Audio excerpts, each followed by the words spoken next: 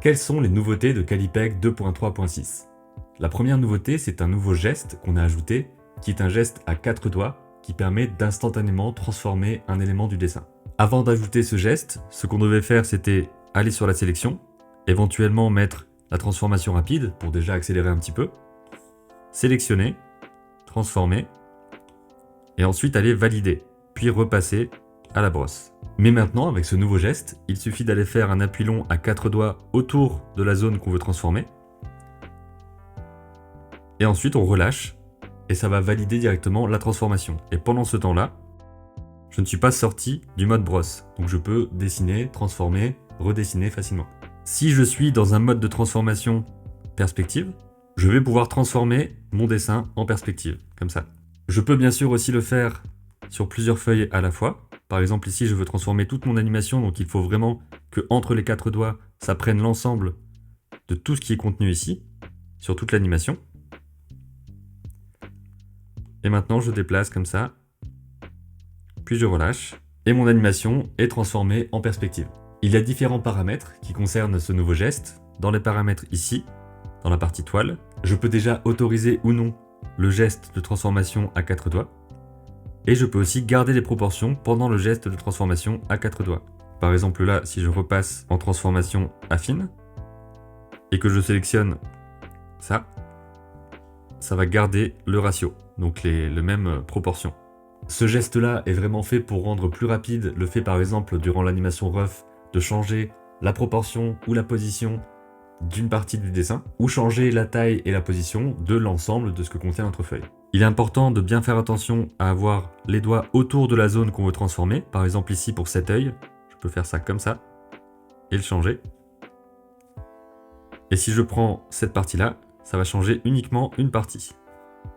Donc par exemple là, si je veux agrandir ce dessin-là, je vais faire ça, déplacer, et ensuite remplir le vide. Une autre fonction que nous avons ajoutée dans cette nouvelle version de Calipeg concerne les paramètres de brosse, et particulièrement le dessin au doigt.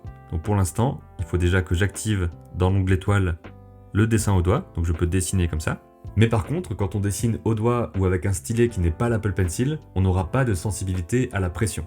Ce qu'on peut faire ici, c'est d'aller dans les paramètres de n'importe quelle brosse, ajouter de l'effilement avant et arrière, et maintenant quand je trace au doigt, on a ici une partie un peu plus fine, au début et à la fin du trait, qui va un petit peu simuler un effet de pression. Et je peux le mettre très haut, par exemple à 30, pour avoir un effet comme ça.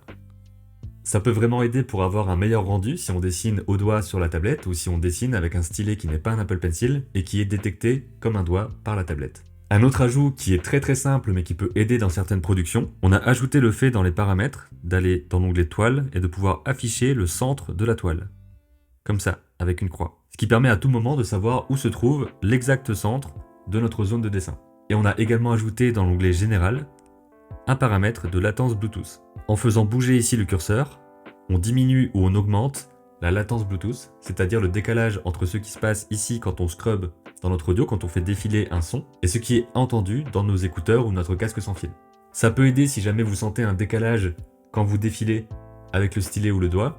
Par exemple, quand vous faites un personnage qui parle, faites varier ça ici si besoin pour trouver la meilleure latence par rapport à votre appareil.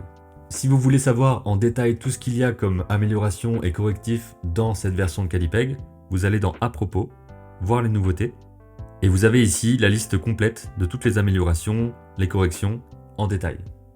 Pour finir cette vidéo, on tenait à vous annoncer qu'on a commencé à travailler sur le développement de Calipeg pour les tablettes Android, ce qui est quelque chose qui est vraiment beaucoup demandé depuis assez longtemps. Ça va prendre du temps bien sûr parce qu'on doit tout réécrire depuis zéro, toute l'application dans un autre langage. Donc on a commencé à faire, on va dire, les gros travaux par rapport à ça.